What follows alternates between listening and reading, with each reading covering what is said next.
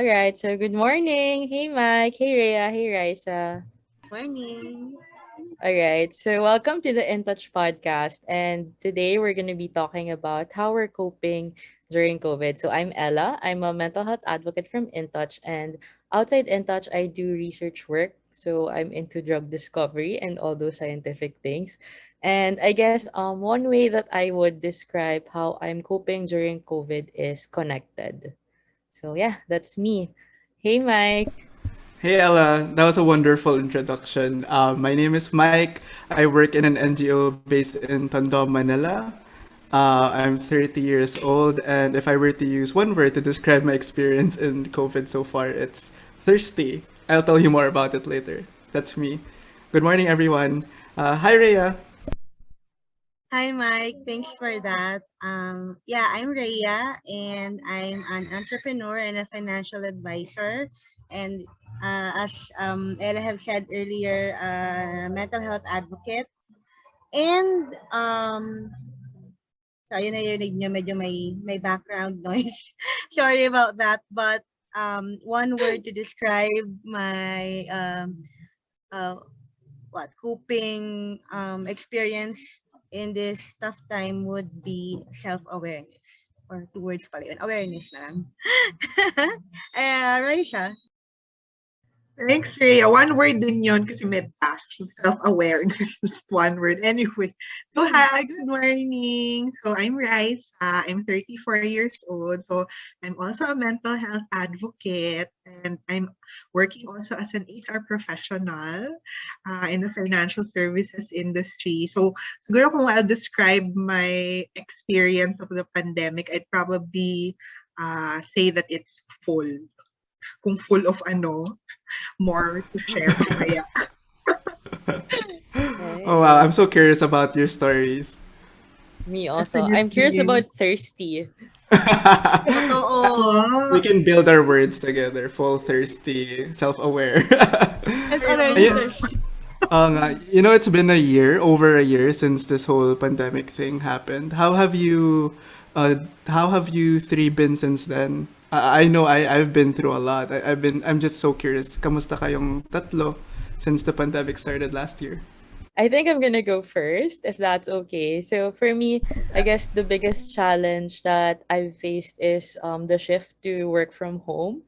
I'm not really used to this setup, and I guess it was very challenging in a way na it disrupted my routine. Like I'm a bit of type A, or I'm really type A, so I don't like it when my schedule gets disrupted. So this whole thing or setup really threw me off. And I guess I could talk a bit more about staying connected since that's my word. I guess um since the shift to work from home, I had to do a lot of adjustment, I had to do a lot of changes, and staying connected has been very difficult. Like I live outside Manila and sometimes internet is not really strong. So working from home is very difficult. And then there was also a point in time where because I have two jobs. So I had to find, I guess, a balance na I would stay up until really late in the morning so that I could do my work peacefully kasi that's the time that I am best connected to the internet. And it was really hard. So what did I do? I guess I tried to establish a new routine for myself, and I had to Mm-mm. shift my schedule. So did you guys experience something like that also, or is it just me? Oo, grabe. The fact that, for example, right now we're in Zoom. I can't imagine doing this Right? regularly a little over a year. And now feel ko parang Zoom is such an attachment na sa an extra part Oo. of my sense. So far, it's my sixth sense yung Zoom. Totally agree. Amin din actually na very much relate ako sa inyo, lalo sa story ni Ella kasi as I've shared, 'di ba? So I work in the corporate. So and also I'm with HR. I think one of the major challenges na we also had, and I guess for everybody, yung scheduling nga. Kasi 'di ba dati parang pagpapasok ka sa opisina, so alam mo kunwari 8 o'clock ka papasok, and then if you leave 5 o'clock, you know na tapos ka na sa work, you can do other things and rest, 'di ba, and hang out with friends. Kaya lang when you're working from home, parang nag-o-overlap yung both work and personal life mo na parang dati, yun na nga, you can easily shut off work if you leave the office. But now, because your house is also your office, there's really a difficulty in terms of adjusting to that. So, relate ako dyan. Minsan nga, I find myself also working late na. Yung tipong parang 8 o'clock nagwo-work ka pa rin. Parang dati hindi naman ako ganun. So, that was one of the things na I noticed was different. Saka yung sa internet connection, totoo din yan. Minsan, chamba-chamba ka. Oo. That's So, parang, true. ano, yung alam mo kasi kung ano yung maraming gising na eh. So, kunwari, mga Yeah. 10 o'clock, marami nang gising, Mga diba? So, peak alam mo yun, hours, gano'n. Yeah. And sobrang Internet interesting. traffic, Oo. 'di ba? It's May internet traffic traffic. na, not Wala nang traffic sa kalsada pero may traffic naman sa Oo, sa connection ng web. internet. internet. Oo. totoo. Kaya yung Wait. sinasabi, like you wake up early Oo. in the morning or like you wait until late at night para mag-internet. Sobrang Oo. relate. Pero has it gotten better? Parang napansin ko, parang umayos yung internet this year compared to how hard it was to connect last year. Naalala ko, nag-shift pa ako ng Globe Smart tapos sa data. Ngayon parang isang network seems to be holding. Hindi ko ipa-plug kasi di man tayo sponsored. Joke. Pero parang compared to last year, kahit paano nag-improve. Agree I'm naman. just curious, parang very interesting na when Ella said connectedness, parang there's two things. Yung isa napansin ko, yung absence of connection dahil din sa Real physical connection. distancing. Tapos pero at the same time, real connection. Pero napansin ko, parang nagiging concern din yung masyado naman tayong connected in terms of yung sa boundaries, yung sa work, people get to, bother you anytime compared to dati yung physical spaces kung wala ka doon. They'll just leave a message and, expectation next day na lang. Napansin niyo rin ba yun, yung parang connection has its double-edged sword? Parang ano nga, yung na-mention kanina ni Raissa about nag-overlap na yung work and yung ano mo sa bahay, like yung chores mo sa bahay, ganyan. So, wala na siyang distinction talaga. Like, yung mga mommies, yung mga working moms before, ngayon parang they manage yung online schooling ng kids nila and at the same time yung work nila and yung mga gawaing bahay. So talagang halo-halo na. And isa lang din sa naka-relate ako sa sinabi ni Raisa kanina was when she said, 'di ba, you are type A. So same with me, parang pagka nalatag ko na yung schedule ko, yun na yun. And I'm not sure if you can relate na 2020 was really ano parang inexpect ng lahat na wow, 2020 yun nga 'di ba, start of a new decade. Yet this happened and then talagang major disruptor siya. So medyo shock lahat talaga. Kaya ayun, doon din ako True. na challenge.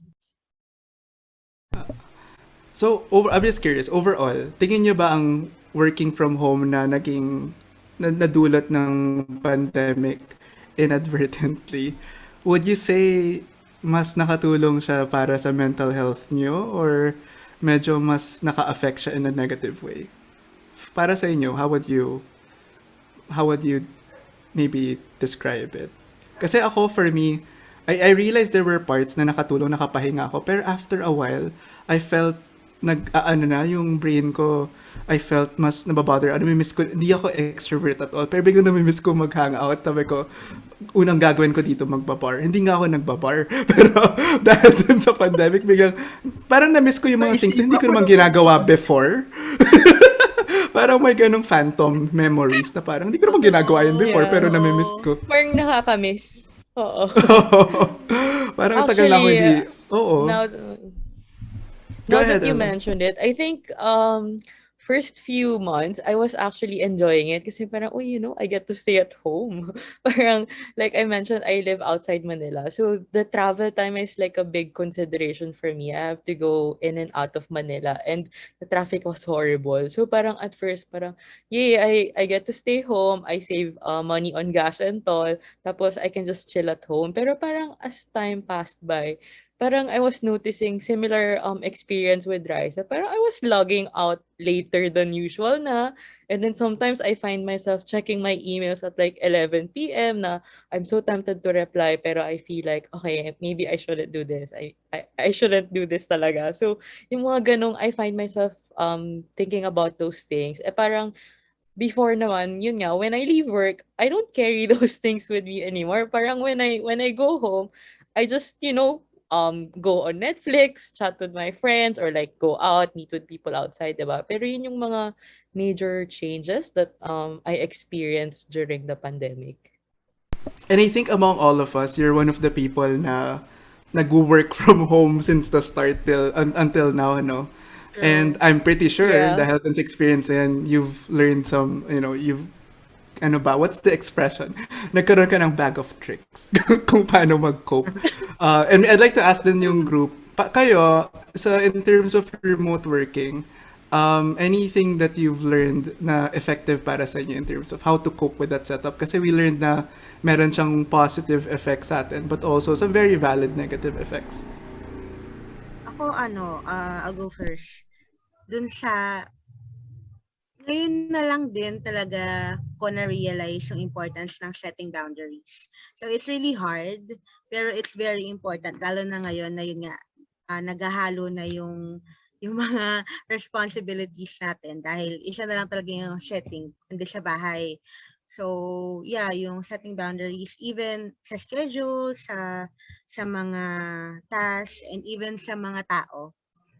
So, ayun, yun lang. Parang din, saving your energy for yourself din. Kasi parang, even hindi ka lumalabas, nakakapagod din yung lagi kang nasa Zoom or lagi kang nasa tapat ng laptop. Parang dumating din ako sa time, parang ayoko nang harapin yung laptop ko.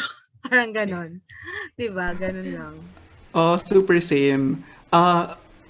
Rhea, can you give an example of how you were able to set some boundaries, for example, during your remote work experience?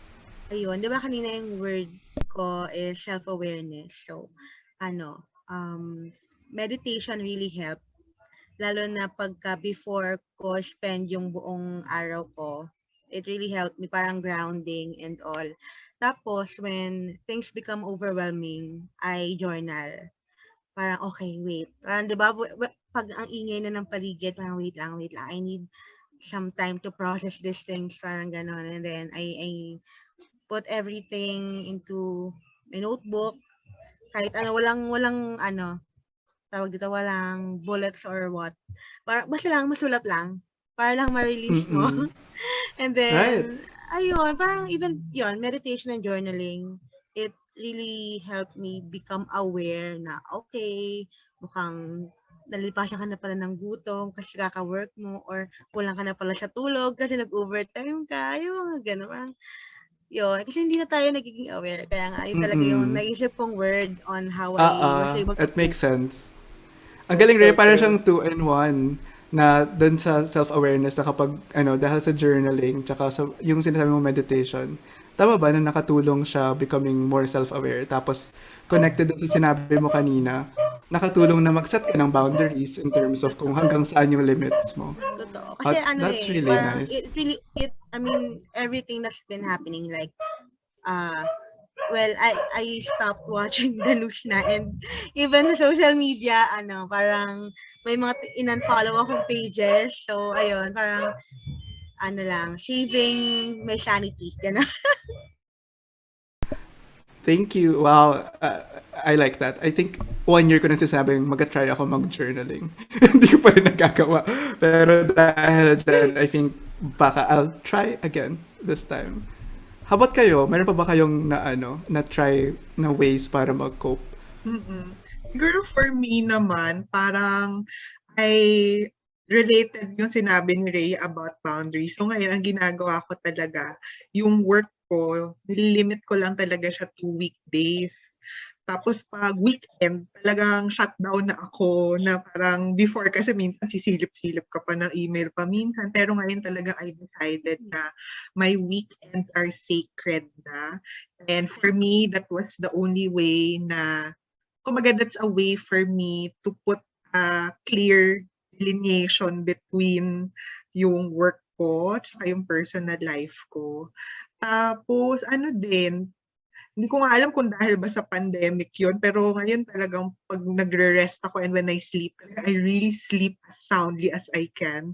Sometimes I find myself waking up late, kunwari ng weekend, tapos magnanap pa ako ng hapon. Yung kasi talagang para akong ano, talagang resting galore talaga ako. So that when the work week comes, I would be able to tell myself na talagang energized ako. Tapos kahit yung mga ano ko, kasi siyempre like sa work din parang we use instant messaging. So may time tinry ko and it worked naman for me na when I reach a certain time of the day, so like 6 p.m. or 7 p.m., minumute ko na yung notifications ko so that I won't feel compelled to reply if let's say somebody sends me a message. And also, again, it's a way for me by which I can kumbaga establish also boundaries kasi yun talaga yung medyo ano naging struggle talaga for me. So yun, those were Right. some things that I did. Uh, right. Wow. It reminds me of one of the things na this year ko lang or this pandemic ko lang natutunan, yung concept of digital well-being na apparently na it's in parallel to mental health. I think sa phones nga natin may setting na ganun na talagang magwa-black and white siya at a given time or will stop you from using certain apps like social media. Ang galing, very practical examples. Ako, I want to add na parang one way that I'm coping during remote working. Um, Oh, by the way, I want to say thank you kay Raissa kasi you said sacred yung weekends, pero here we are. Pero I don't think you find this like work, di ba? Good Feel ko morning. naman, good morning. Feel ko naman this counts as something na refreshing and renewing Yes. for us, at least for me. Oo. Para sa akin, yung sa remote work, iniisip ko na lang, and sorry kung ang pangit pakinggan.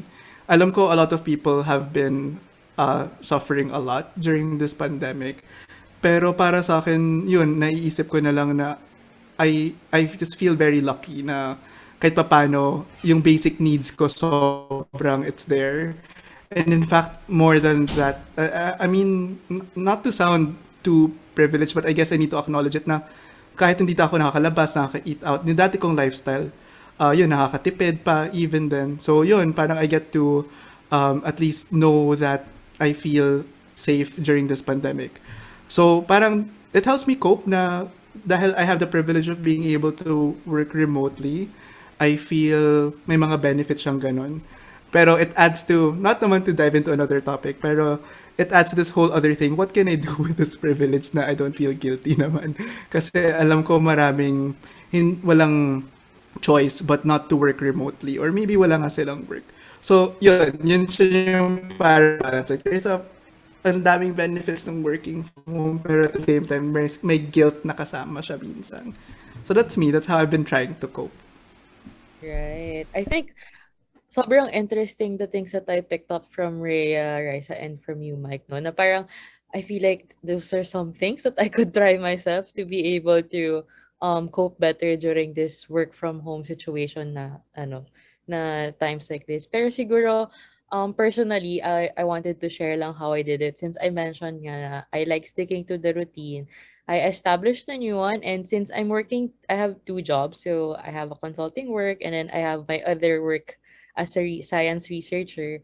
I guess what worked for me was setting specific days for each work. So parang okay, for this day I allotted for my first work.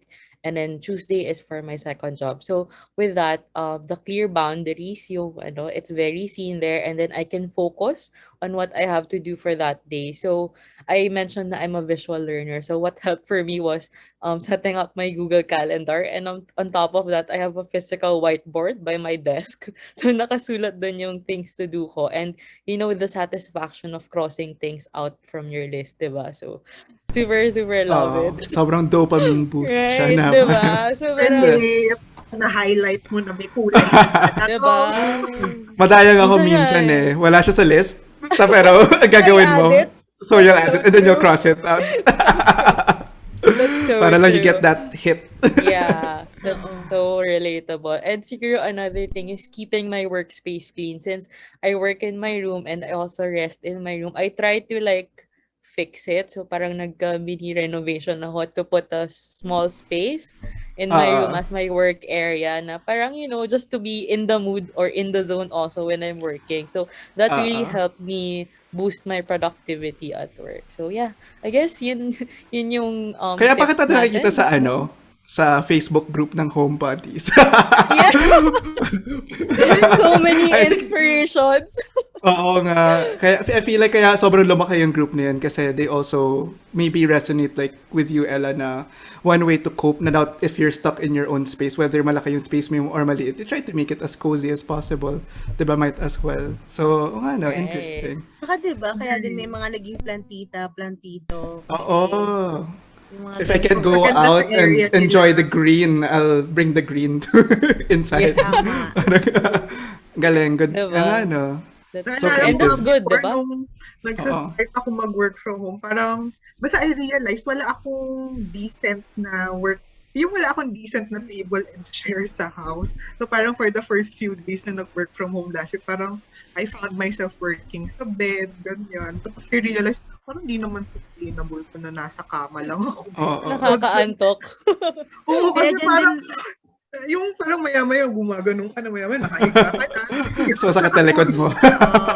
Kaya kamusta naman daw yung Shopee tsaka Lazada purchases natin? Oh, that's a 'Di really ba? good question. Pwede bang blitz question, fast talk. Ano yung favorite na binili nyo during the pandemic that helped with you with remote working? Isip ako. Ako Hmm. itong parang fan na lampshade.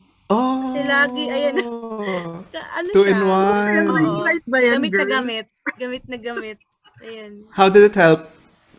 Ano siya, Paano siya pagka nakatulong during this remote work for kasi you? lalo na 'pag mainit, ayan may fan siya. Tapos pagka malabo Oo. yung mata mo, ganyan, gano'n siya. Tatlo yan, tig-iisa kami ng mga kapatid ko. Nice. Lalo na Nice, ngayon, no? nice. Yung Summer, isa na kami sa summer. office, di ba, yung aircon na only. Ay, Kahit pa oo, paano. lalo ngayon ang init. My God. Totoo. Oh yeah. How about kayo? Ano yung ano nyo, favorite na budol find during the pandemic na nakatulong sa work from home? Siguro for me yung office chair. Di ko alam Ah, if it's just me thinking, pero Yeah. feeling ko naging 10 times more productive ako when I got it. Like, yan it ba really yun? Parang puts hindi you yun. in... No, I'm not on my office space. This is my Kasi this is work. not an Presidential office office chair time. Kasi This this is is yan. this a isn't an personal office time. space. Yeah, Non-work, it's non-work. more not yeah, exactly. It's not work. So I I'm not see, I using Oo my see. office naman. chair. Diba? See, setting boundaries. We have to Boundaries, walk our boundaries. Ang talk. galing. But yeah, I feel Bakit, like I paano yun, can how use did it work? more. So, 'di ba, I have a small section nga of my room converted into a small office. So, Mm-mm. feeling ko when I'm on my office chair, I'm 10 times more productive kasi it's comfortable. Tapos, alam mo yung, I don't know if I'm just getting old, pero nafe-feel ko na yung back pain before Totoo when I yan, was may Totoo working yan. na oo. wala Mabalas akong ang back office pain. chair. 'Di ba? So, that really helped Ako me, rin, may yung ganyan office. ako. Best budol for me for my productivity. Ito din. What about you Nice. guys? Oh, 'di Oh, yeah, ba? Oo, Raisa, tayo. I'm Meron curious tayong about back yours. pain. Mike, pili ka na, Mike. Gusto ko malaman yung kay Raisa. Ano yung sa iyo? Actually Oo nga. ako, if there's anything about me, mahilig ako mag-snack while working. So, yun lang, natuto na ako na mas mag-grocery. Well, ganun, I think for everyone naman na yung mga mahilig na tayo magbibili. So like me, I tend to like buy yung mga snacks ko na parang feeling ko self-care ko na rin yun. Parang treat ko to myself when I get like stuff from SNR. Ano ko na yun, parang feel good ko na yun while working. Because Oh, I like to shucks. eat talaga, like mayat mayaman chips, Oo. ganun kayo. Pero ako talagang mukha akong food. Oo, Same. grabe. I think yung parang may mga chocolates na nabili before. I think sa, di ko lang SNR or Landers or baka lang random grocery. Pero naubos ko siya. Isang meeting lang kasi sobrang nasa-stress ako. Yeah. Oo. I think for me, yung favorite na na nabili na nakatulong sa remote work, as weird as it is, ring light. I don't know why, pero nakatulong siya. Kasi ang daming Zoom True. calls, tapos parang feel ko, um, kasi what I like about yung going to the office was parang I value parang being presentable and hindi ko lang mababaw yun or what. Pero I just like parang being, as a form of courtesy, parang looking at my best for the other person. Eh, hindi ganun kaganda before yung setup ko. So, bumili ako ng ring light. So, parang, wow, mukha akong vlogger bigla. So, nakatulong siya na I felt more confident expressing myself. Na parang may konting connection na hindi siya parang, choppy. Pero, I think even without the ring light, it just gave me a boost of confidence. Ngayon kahit walang ring light, ngayon wala akong ring light, parang I just feel mas at peace with Zoom calls as an awkward person before. So, yun. That's Tsaka really 'di ba nice. parang one way of ano nga din daw, so 'di ba nung nag-work from home na, for example, 8 yung work mo, minsan gigising ka ano 7:45 tapos naging joke yun na parang, "Oh, naligo ka na ba? Hindi porke work from home hindi ka maliligo." Yung mga gano'n. Pero sobrang naging struggle siya, hindi ko alam kung ako lang. Pero pero yung iba din parang, "Mamaya na ako maliligo," ganyan. Kasi nga Oo. ano ka na agad, work ka na agad. So yung para pero na I don't know article ba yun or what na Mm-mm. minsan daw kailangan din talaga natin mag-ayos, mag-makeup or Yeah. magpagawa kung Right. paganda para din yung feeling Oo. natin na nagwo-work ka talaga, Oo. gano'n. Parang, yan ba yung expression of fake it till you make it? Yung Parang lokohin mo yung sarili mo so that your brain thinks na you're Oh, speaking of Rhea, you mentioned kanina your word was self-awareness. Tapos may nakwento ka ng konti. Meron pa bang kwento yun ng na outside dun sa na-share mong about journaling?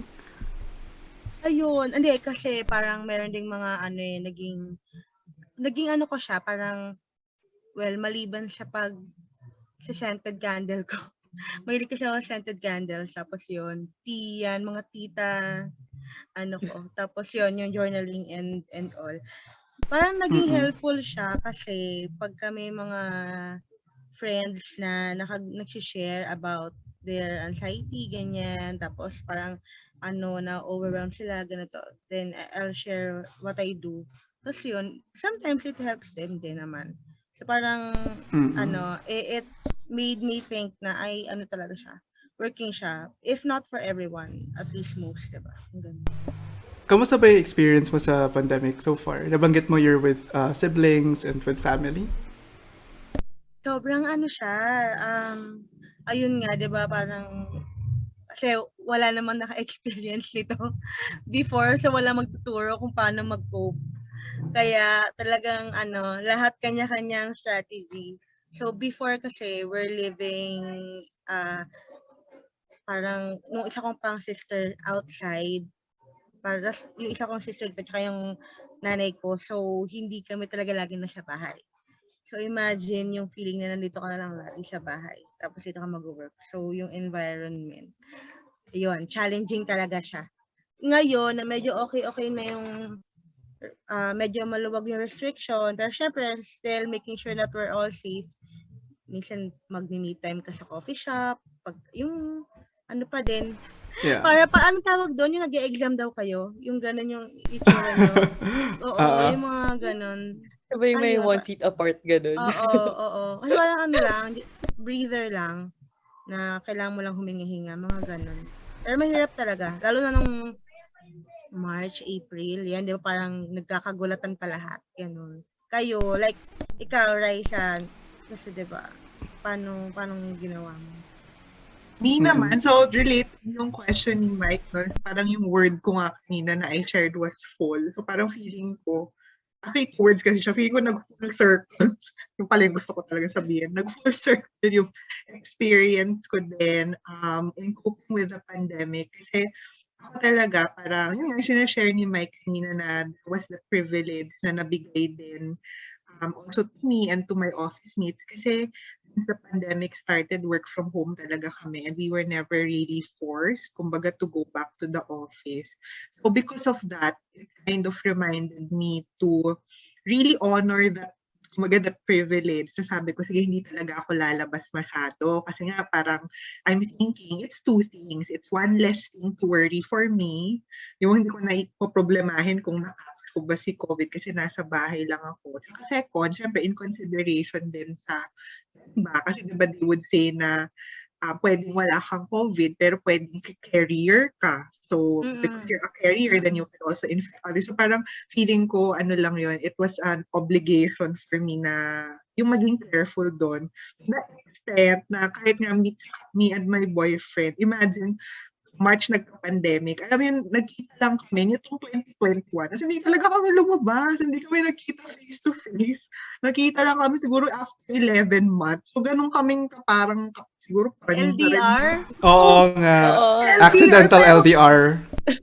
Pero actually, pareho naman kaming taga Manila. I mean, he just lives 15 minutes away.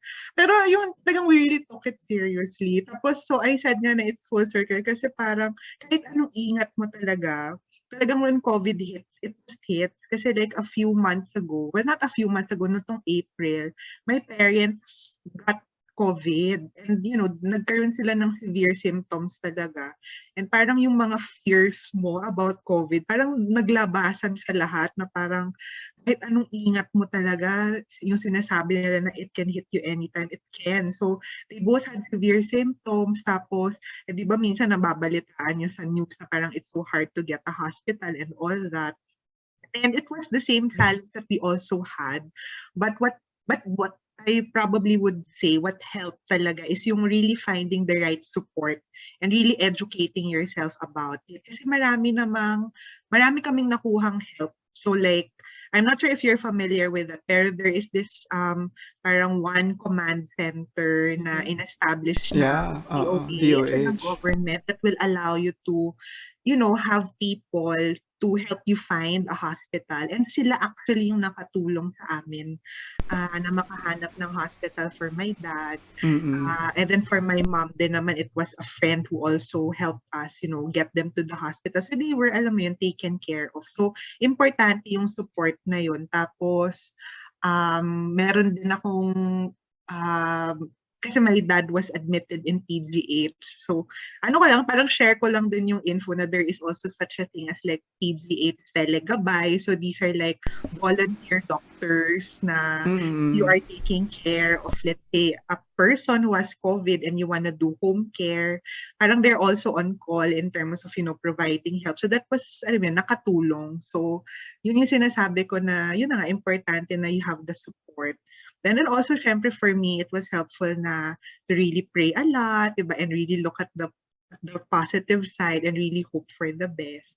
So, yun na siya. So, kaya nga sabi ko, yun din, parang importante din na prepare ourselves din if in case the worst happens. And be assured naman na kumbaga may support na nandyan lang, diba? That can also help. So, yun, that's my Grabe. story.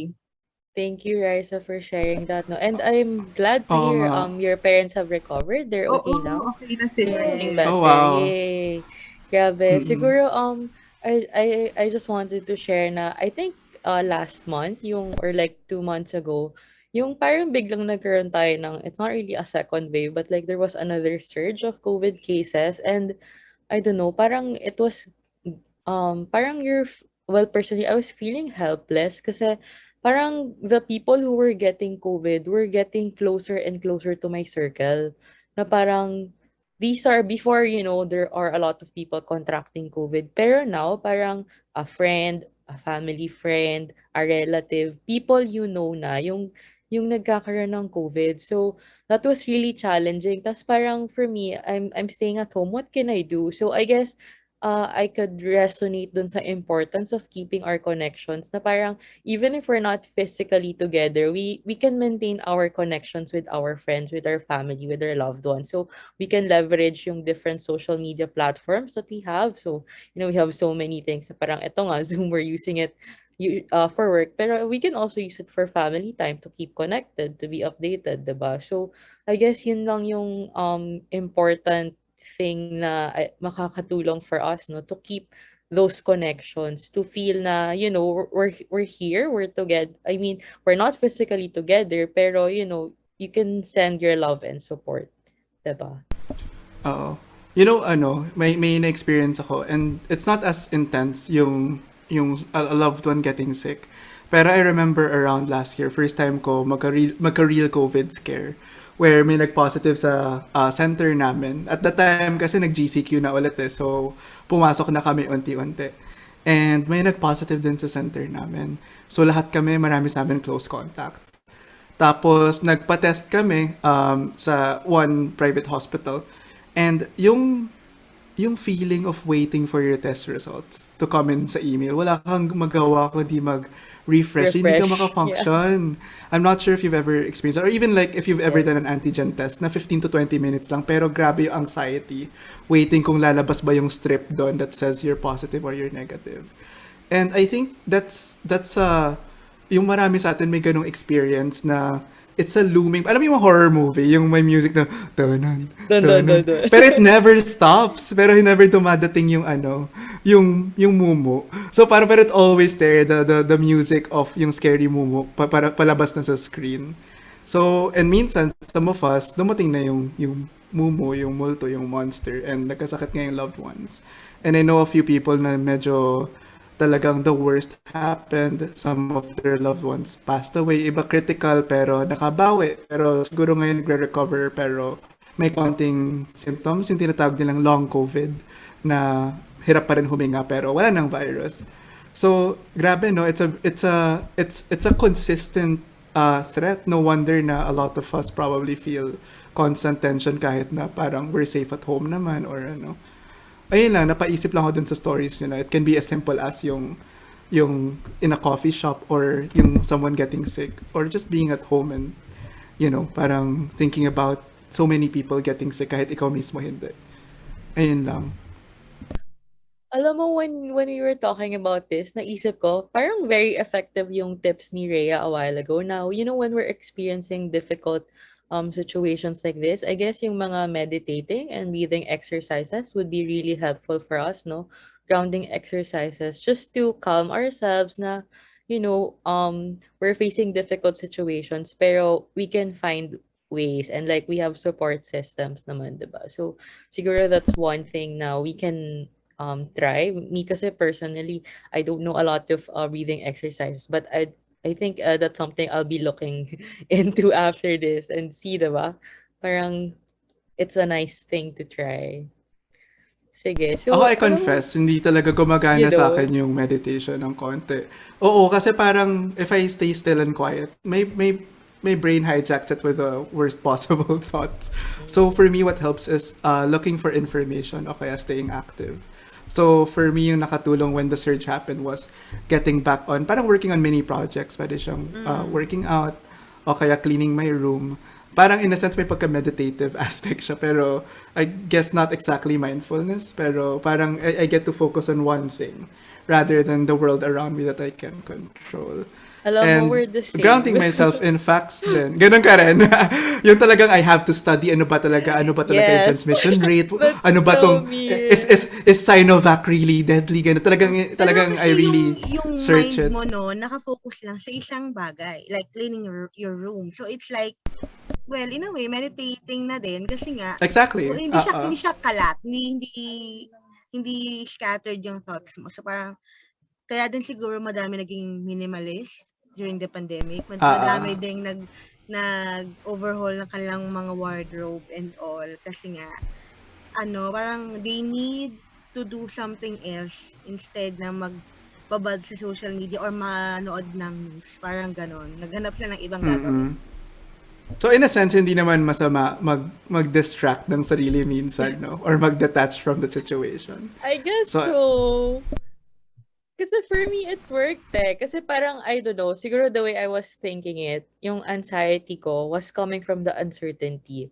Since I didn't understand what was happening. So, being a science nerd and working in the field, I tried to study even more. So, parang, pag di ako makatulog, yung ginagawa ko, nagbabasa ako ng journal. So, as in, I'm reading up about it. So, how does it spread? Yun nga, same with, as in, very similar with what Mike said na I was feeling, is this vaccine effective? Should I, I mean, ang dami-daming questions. And I guess equipping myself with the right amount of information and, no to fake news yun yung ginawa ko and it helped. And siguro for me, it was helpful also, not just for me, but for other people. Kasi parang when other people ask me, at least I'm confident when I answer na, when I Yeah. try to explain things to other people about it. Kasi I get a lot of questions like that because it's related to my other work nga. So they often ask me, so is this vaccine safe? Or like, is this really true? Since sometimes people send me random articles to say na, just to like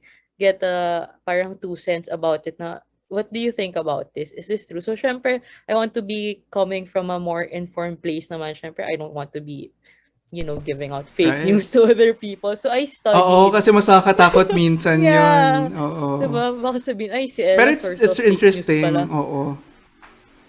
Yeah, it's easy para Right. siyang spectrum. Then some people dive into information kasi it helps, while others detach from yung overload of information kasi mas nakakatulong yun sa kanila. And parang Yeah. both have worked for different people in Yeah. from yung na-experience ko. Cool. Correct. Even Tsaka in the isa office pang nga. Go ahead, Rhea. isa pang ano, parang isa din na-realize ko during the pandemic was, yun nga, walang blanket na coping mechanism. Whatever works for you, as long as hindi yan hurtful sa sarili mo and sa ibang tao. Plus, since na-mention ko kanina na walang naka-experience nito, parang siguro yung sabi nila largest, parang pandemic was the Spanish, ano pa yata, I was not familiar. Basta, parang hindi pa tayo, kahit mga lolo natin hindi pa buhay. So, talagang walang masyadong, masyadong naka-experience. Walang makakapagturo on how to adjust. Kaya, Right. we really need to be kinder to ourselves na yung don't beat yourself too much pagka hindi mo na-meet yung goals mo and all, yung mga ganun. Love All that right. advice. So, I think so far we've talked Speaking of. about the work from home, yung challenges within the family, tapos yun nga, if you're experiencing COVID or you know people who experienced that. Siguro, I guess one other thing or like one aspect of the pandemic that I'm really curious to hear about from you guys is how about your goals? Kasi parang for me, I have a couple of missed goals. Kasi nga, remember when you talked about Irina, parang 2020, it's the start of the decade. And, I have so many things I want to do. I have so many things I want to accomplish. I want to go to grad school. Pero, we're in the pandemic. So we have to take a pause on those goals. So how are Aha. you guys dealing with that so far? Oh, can I share? Kasi eksakto siya dun sa word na sinama ko sa intro ko kanina, yung thirsty. So, I think I Right? started the pandemic, February yung birthday ko. So, yung pandemic gumagapang na konti, mga a month before the lockdown happened. And even ang lockdown, I think last year, in denial pa tayo. 2 weeks lang yan, tapos back to normal na. And no, it's over. It's magto 2 years na siguro tayo. It's still lockdown. Kaya yung word ko kanina was thirsty kasi I had this plan. Sabi ko, wow, next milestone ko, 30th birthday ko. And yung goal ko, kasi I think for most of my 20s, hindi talaga ako nag-focus on my well-being. So talagang, as in I became obese, parang I missed out on a lot of experiences.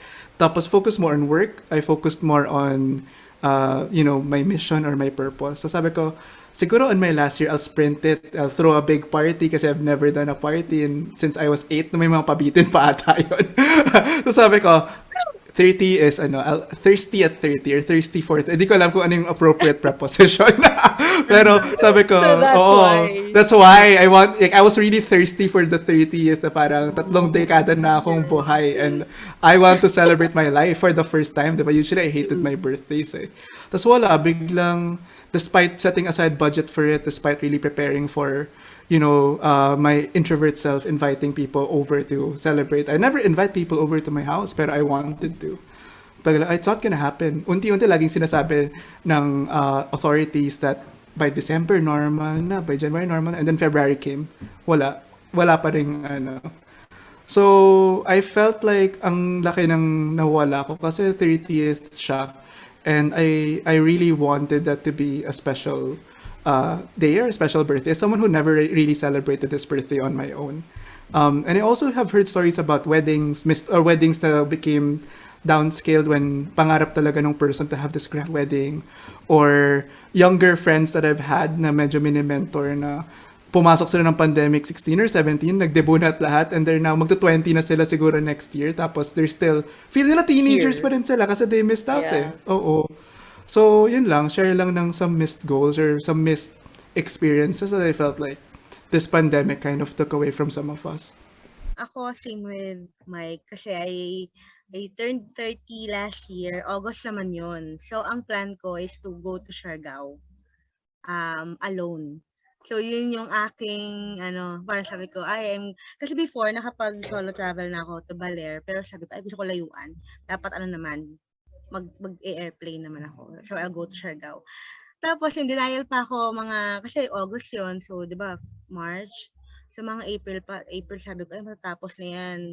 Tapos, come July, sabi ko, hala, bakit hindi pa rin naaayos, dumadami pa yung cases. And then, ayun, plus, ayun, nag-launch din kasi kami ng business and parang last year, I was waiting for my licensure exam as a financial advisor. I thought yung journey would take 1 to 2 months lang. Pero nakuha ko yung exam this year lang. So parang I waited that long. Sabi ko parang yun nga, yung nabanggit ko kanina na nalatag mo na lahat ng by this month, ganyan ka na. Pero na-drag siya. Sabi na delay siya. So yun din yung naging yung missed goals ko last year. So for me naman, I would say, uh, strangely naman for me, I felt like the pandemic was kind of a silver lining naman in terms of me pursuing my goals. Kasi, so diba, I'm working and then studying also. But nung time kasi na nag-work ako, iniisip ko, I know na I'm going to do practicum, diba? Tapos sabi ko, paano ako magpa-practicum if I'm working also at the same time, if I need to like render, kunwari 200 hours, 400 hours, parang ang naisip ko pa nga nun, the only way na I can do my practicum for school was to quit my job. But yun na nga, because nagkaroon ng pandemic and then we were all forced to do things online, nagkataon na yung practicum, I was able to fulfill it by doing it online as well. Nakabuti pa siya in a sense na instead of like doing the usual, let's say 400 hours, the school cut it in half. So parang, hindi, sige, 200 hours na lang kasi may pandemic. So, kumbaga for me, that was the silver lining in terms of not really having missed goals, but still being able to continue with my goals despite the pandemic. Though I would really say na what I miss the most is really quality time with loved ones. Kasi nga, although I am with my family, and that's a good thing, pero yun nga, di ba, I don't get to go out with friends, and then even yung nakasanayan ko na means almost every day I'm with my partner, hindi ko yun magawa ngayon. Di ba? Oo, Na-share ko maraming nga sa'yo nung milestones din kanina. yun. Oo. So yun lang for me talaga. It's really the as Ella has shared, yung connectedness, hinahanap, yun talaga yung nafe-feel ko minsan na parang sayang yung oras na kaysa na kasama ko siya. Right. Hindi ko siya kasama, yun din. So parang kunwari, parang on paper, 5 years na kayo magkasama, pero dahil 2 years of that virtual, parang ang daming Virtual. milestones na Yeah. kailangan bawiin in a sense. Correct. Agree. So yun, that's for me. That's So, so true. mukhang that's a shared, experience sa atin lahat, yung milestones that were postponed or maybe even missed during the pandemic. Paano kayo nag-cope in terms of that? Anong nakatulong sa inyo to manage those? Lalo na if you missed it o kaya you're still missing it or kailangan siyang i-postpone. Siguro for me, yun nga, one was studying. I mentioned it earlier, reading up, getting the right information. And then the next one naman is staying connected nga. So I utilize the social media platforms that's available to us. So, we had online game nights, merong mga inuman online, yung mga ganun, movie nights. So, just to have that sense of um community with the people you love, with your friends, diba, na, we're still here, we can still keep the friendships and the connections. Tapos siguro emphasis also on the self-care, na parang work-life balance is Mm-mm. hard, but like it's important to take care of ourselves for us to be able to survive or like cope, diba? Right? I think yung one good thing about sa FOMO, when it's collective, hindi na siya FOMO. Kasi everyone's missing out. So parang We're all in hindi this we're together. all missing out. So pero I think Yeah. for some na medyo very specific yung nami-miss out nila. Like yung wedding kasi yung iba wala naman silang wedding this year. Only the specific couple maybe scheduled their dream wedding for this year, nakabook na ng ano. O kaya maybe in my case yung 30th. Yung for me what helped was um, for some reason, I expected it. I already prepared na parang, if hindi siya mangyari, it's okay. It took a while until now, feel ko I'm not 100% over it. And I think that's okay. I'm allowing myself to feel okay with that. Pero ang nakatulong yung constant reminder sa sarili ko na, instead of counting what I don't have or what I'm missing out on, I will make sure that what I do have counts. So, nung 30th birthday ko, kahit hindi siya as grand as celebrating with different people, I remember having video calls with people that I missed. I remember, nung time na yun, GCQ, so I was able to eat out at a really good restaurant with someone that I was really close with. So parang, I really enjoyed it. Yung birthday ko, I didn't get too attached with my ideal plan, but instead I just allowed myself na, sige, if there's something that I can enjoy about it, what could it be? So parang yung just allowing myself to freely just take it in and ano ba parang whatever it is, let go ko na yung plano ko and just love it for what it would be yung experience yan. As someone who missed out on a milestone. So, yeah, that's how I cope.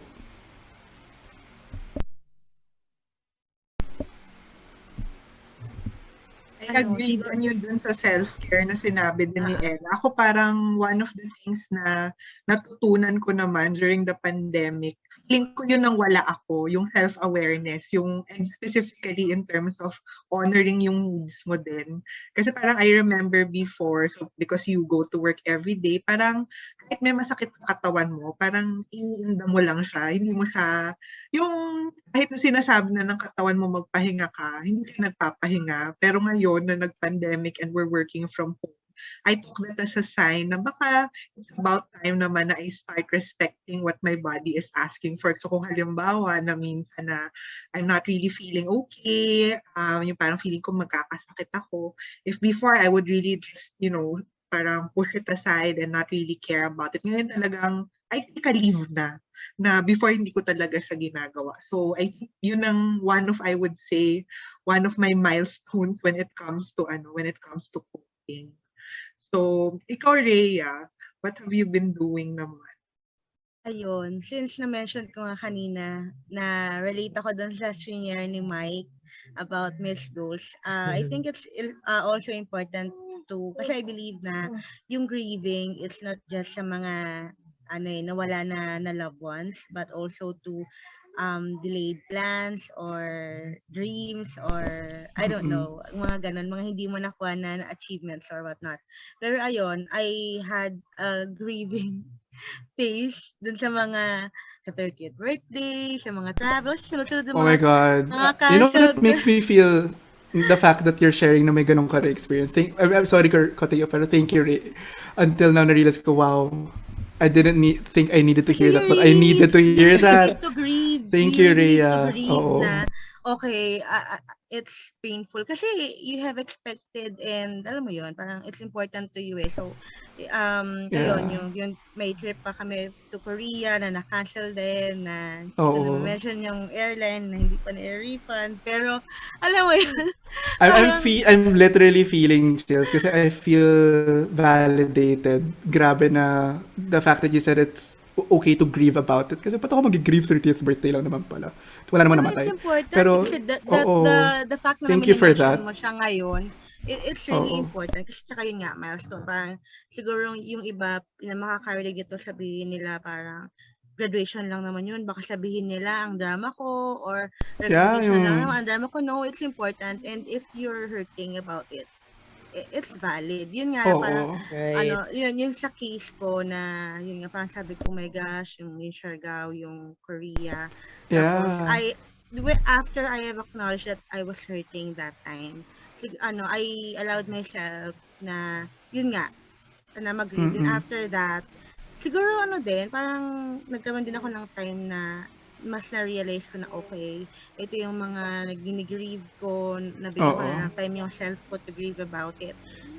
I will now let go. Though mahirap siya, sobrang hirap Yeah, talaga niyang yeah. letting go na yan in all aspects. Pero it's really hard. Then after that, doon na ako nakapag, na, okay, brand new plans, brand new goals, Mm-mm. ganyan. Try natin ulit. And 35th my tayo, Rhea, mag-celebrate. 35th ha? Pero 35th. alam niyo, I don't know if Kailangan may big party.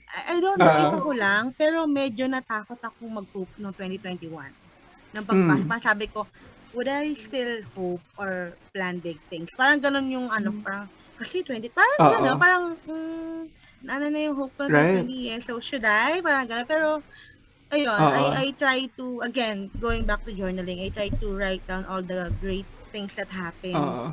amidst Oo. the pandemic. And madami din ako nalista. So, Oo. sabi ko, why not still hope? Kasi nga, Right. great Mm. things still happen naman. So, Oo. yun I really lang. appreciate what you shared, Rhea. Kasi maganda yung point ni Ella at ni Raisa kanina about self-care. Yung routine, yung maintenance. But I feel like if na throw off track ka and you miss a milestone or you lose something very significant, minsan hindi enough yung normal routinary self-care lang like sleeping early, ganun, o kaya ano ba, yung taking care of yourself, yung typical na nakikita natin sa mga social media. I realized that sa shinare mo, allowing yourself to grieve, allowing yourself to, yung, kasi ako guilt yung naranasan ko. Bakit ako nag-grieve nung na-miss ko yung 30th birthday ko? Eh, ang daming nawalan ng trabaho, ang daming nawalan ng loved ones. Ikaw yung sa Siargao, Korea. So, parang narealize ko, parang it's valid and as humans we're allowed to also grieve things that we lost even if other people might have lost something else. So salamat doon sa shinare mo, Rhea. Sobrang nakatulong siya sa akin.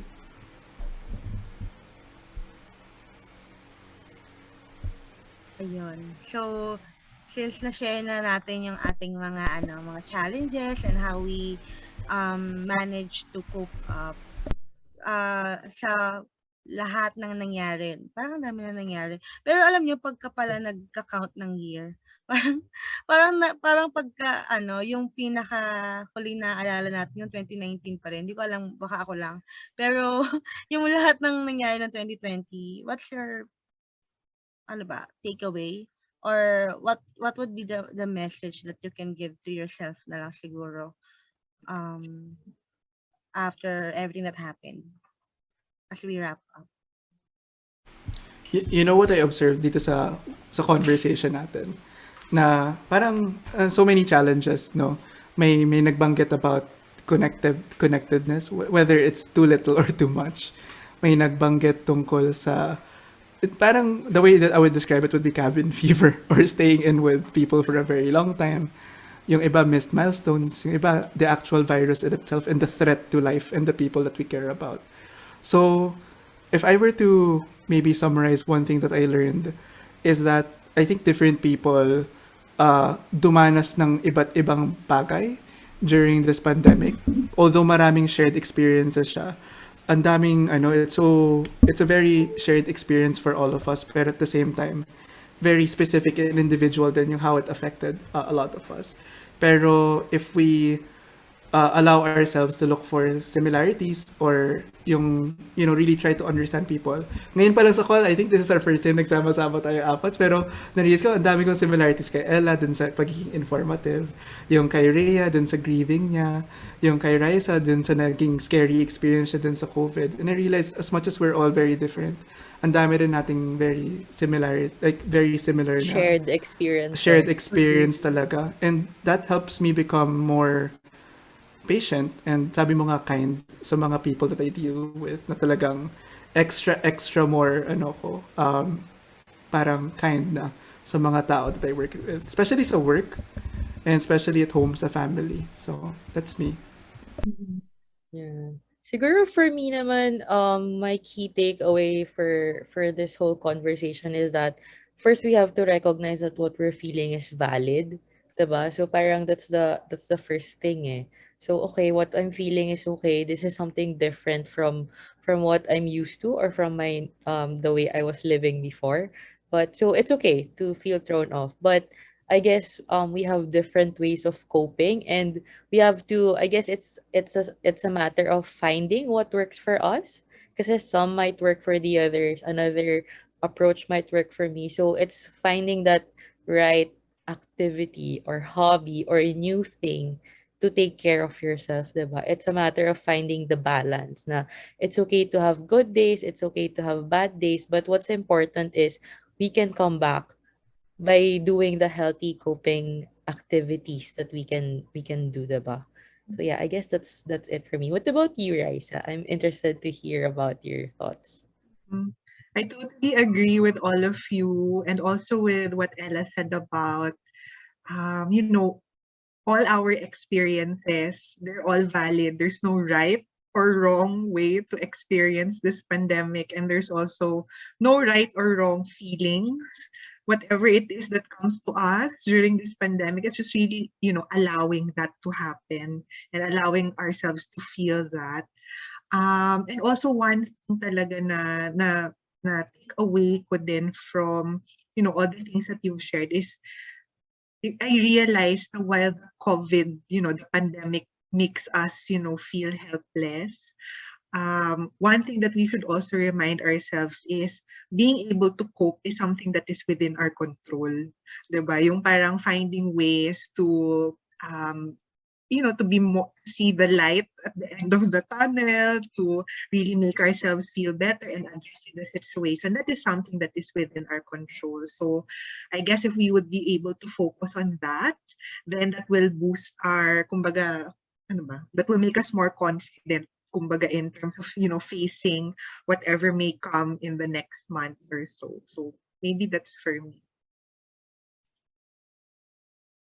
Ayun, ano naman, yung sa'kin was siguro sa dami ng nangyari parang ang talagang yung una kong naisip was, this pandemic magnified the kindness that we have, as a person and even as a community. Kasi 'di ba parang most of us nawalan or nahirapan mag-ano sa finances and all, pero madami pa ding nakakapagbigay. So yun yung talagang nakakatuwa makita, na siguro yun yung kung mamimili ako sa social media ng makikita ko, yun na lang when people are giving kahit na konti lang yung meron sila.